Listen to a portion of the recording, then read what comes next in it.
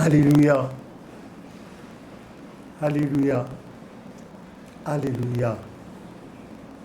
Dans quelques jours, ça sera la fin de l'année.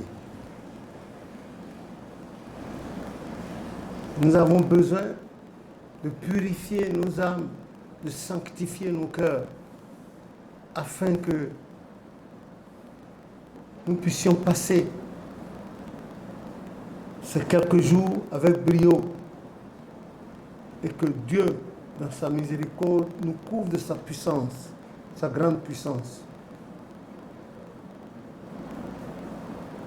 Dans les vidéos précédentes, j'ai expliqué la sanctification de la semaine de la commémoration des nativités, de la sainte nativité de notre Seigneur. Nous allons vers la fin de l'année. L'Église ne vous a jamais interdit de vous approcher de vos femmes ou des femmes de leur mari. Non, l'Église interdit la débauche. Si vous êtes fiancés, ça va.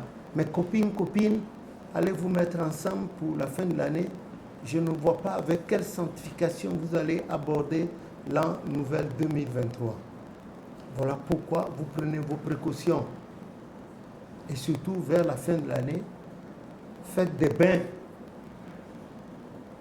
Faites assez de bains de purification et à travers l'humilité, confessons nos péchés à Jésus. Vous pouvez prendre de l'eau, par exemple, avec le psaume 51, le psaume 130, toujours le même Saint-Nom et Iba 3 fois. Vous lisez autant que vous voulez. Vous prenez de l'eau, vous mettez assez de parfum, vous avez de l'éponge, du savon. Et vous parlez avec votre Dieu, votre Créateur. Vous lui parlez réellement. Vous lui dites. Vous lui confessez. À Dieu, on ne peut pas mentir. Non. Si vous reprenez le Jérémie 1, à partir du verset 4, le psaume 139, ou bien vous prenez le psaume, voilà le psaume 32, verset 8, disait, vous allez voir ce que l'Éternel a dit. Voilà des psaumes que nous devons utiliser vers la fin de l'année. Et supplier l'Éternel avec, supplier là-dessus.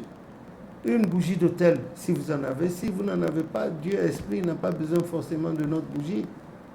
Il veut voir ce qui se passe dans le cœur. N'oubliez pas qu'Hébreu a dit que quand il y a un seul homme de repenti, il y a de la grande joie au ciel. Permettez que cela se fasse aussi pour nous, qu'il y ait la grande joie avec les anges de l'Éternel en ce qui nous concerne et en ce qui concerne l'ensemble des chrétiens célestes et de l'Église du christianisme céleste, qu'il y ait la joie. Et purifions-nous, lavons-nous et soyons prêts de cœur. On peut avoir les très belles soutanes avec de beaux tissus, confectionnés dans de beaux tissus, mais si le cœur n'est pas au rendez-vous, ce serait de l'hypocrisie, l'hypocrisie des pharisiens, des sadducéens. Non, nous pouvons le faire, nous pouvons tolérer. Et les gens en rancune doivent se réconcilier avec les gens qui regardent d'un mauvais œil. Faire l'effort, si les gens ne sont pas à côté, prier ou bien ayez le téléphone, appelez-les, dites-leur, je vous aime. Pour que les dettes karmiques s'affaissent. Faites-le pour la gloire de Dieu. Faites-le. Faisons-le. Notre séjour ici-bas est beaucoup bref et éphémère pour qu'on s'en tienne à des trucs chimériques qui vont détruire notre aura spirituelle. N'oubliez pas, Apocalypse 3.1 dit, je connais tes œuvres, toi qui passes pour être vivant alors que tu es mort. Voilà, l'individu, il est vivant, il est dans une grosse période, il aligne les moussemets là, les femmes, tout ça là. Il porte de gros costumes, des alpagas, des mouets, etc. Mais spirituellement, il est mort. Donc ça dit qu'il ne reste que le temps que Dieu a fixé à son corps. Si le corps meurt, c'est fini.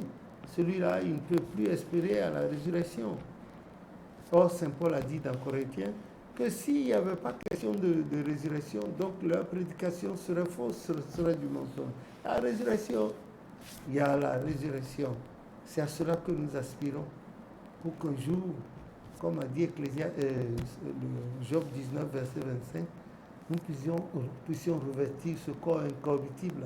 Et comme le dit, il a bien dit dans 1 Corinthiens chapitre 15, vers la fin, il dit quand ce corps corruptible aura revêtu l'incorruptibilité, quand ce corps mortel aura revêtu l'immortalité, alors on demandera, mort, où es-tu? Où est ton aiguillon? La mort a été engloutie. Ô mort, où est ta victoire? La mort a été engloutie. Ô mort, où est ta victoire? Etc. J'ai oublié. Voilà. Et puis on va se retrouver, on va oublier les soucis d'ici, les rancunes, les grifferies d'ici, on va oublier tout ça. Et on va chanter le chant des rachetés devant le trône, le saint trône de Dieu. Le concert avec les anges, nous allons chanter. Nous chanterons les doux cantiques, c'est ça. Nous chanterons les doux cantiques à la face du Dieu des suprêmes louanges. Nous pouvons le faire. Nous pouvons le faire. Je suis certain que nous pouvons le faire. Les papas au chauffeur, les papas Yansounou, les mamans Yaman, c'est tous ceux-là qui nous ont précédés, nous ont déjà montré la voie aussi. Ils ne vont pas revenir. Ils ne vont pas revenir, mais l'Esprit nous parle. Hein? Je le veux de tout mon cœur. Tout peut se faire. C'est parce que nous ouvrons la brèche à Satan qui s'infiltre. Hein? Empêchons-le d'entrer parmi nous. Empêchons-le, faisons taire nos égos. Faisons taire nos égos et revenons à de meilleurs sentiments pour que ça se passe bien, que cette année finisse pour nous dans une bonne purification.